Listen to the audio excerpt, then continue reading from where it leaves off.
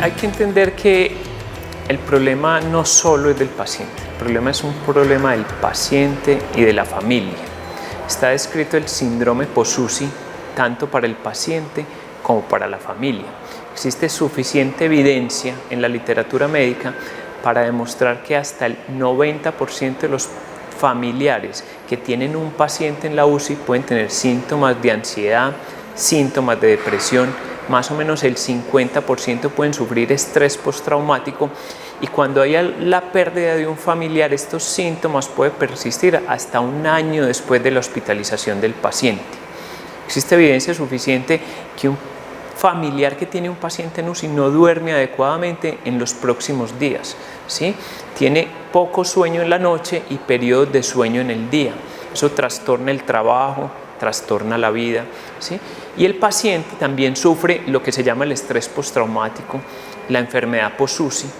Entonces, todo esto emocional que poco se mide es lo que nosotros queremos intervenir. Entonces, es posible que todas estas estrategias donde la persona que está durante la hospitalización y su familia tenga la menor ansiedad posible, el menor estrés posible, pueda descansar adecuadamente, sienta la tranquilidad y la confianza en nosotros y en el manejo, podríamos llegar a disminuir esta enfermedad que se llama la enfermedad Possusi. Es decir, cómo hacer que esos familiares verdaderamente no sufran estos síntomas de ansiedad, estos síntomas de depresión que persisten hasta un año después. Entonces yo creo que los beneficios muchas veces no están medibles, ¿sí? Pero las personas lo expresan. Nosotros hemos hecho diferentes encuestas normalmente las hacíamos de una manera, teníamos nuestras propias preguntas, luego hicimos un estudio con encuestas que podríamos ser comparables y vemos cómo todas estas medidas son altamente agradecidas por los familiares. Los familiares se sienten agradecidos cuando ellos están convencidos de que uno está ahí con el paciente, que acompaña al paciente. Pacientes que relatan después de que salen que lo único que se acuerdan es que alguien los escuchó, alguien los tocó, alguien los saludó, alguien les dijo cómo estaban.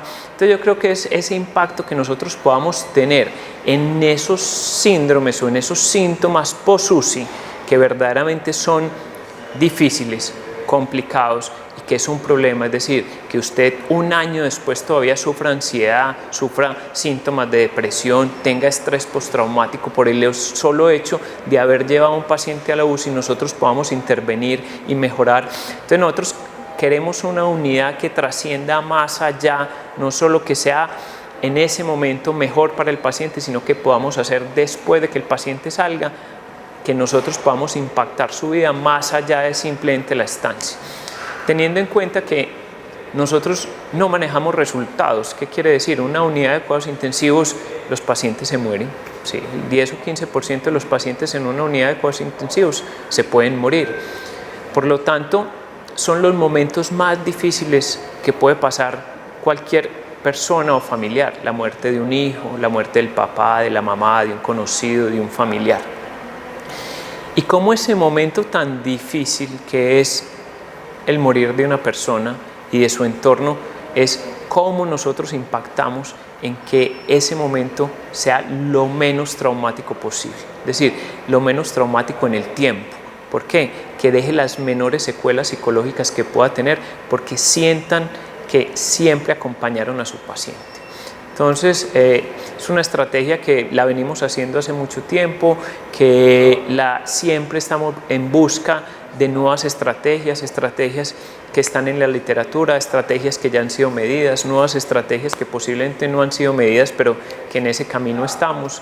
Y contamos con una UCI ahora en nuestra clínica que tenemos toda la disposición para hacer todos estos, y lo estamos haciendo, lo que se llama UCIs humanizadas, es decir, cómo entendemos el paciente y su familia como uno solo, y en este momento tenemos todo disponible para atender de la mejor forma a todos los pacientes que nos llegan a nuestra unidad. Nuestra unidad, entre comillas, cuenta con un equipo multidisciplinario. Esto no es una cuestión de médicos, esto es una cuestión de personas, esto es una cuestión desde la persona que recibe los pacientes en el mostrador, es decir, el guardia de seguridad, las personas que nos ayudan a que la unidad de nosotros esté limpia, ¿sí?